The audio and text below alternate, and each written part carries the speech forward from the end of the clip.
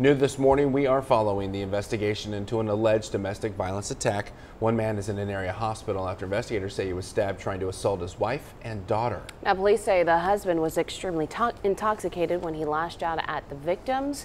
Details are limited this morning. We do know that the wife said that the husband had never acted like this before.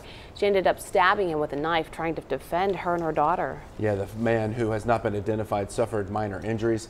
He faces a charge of family violence.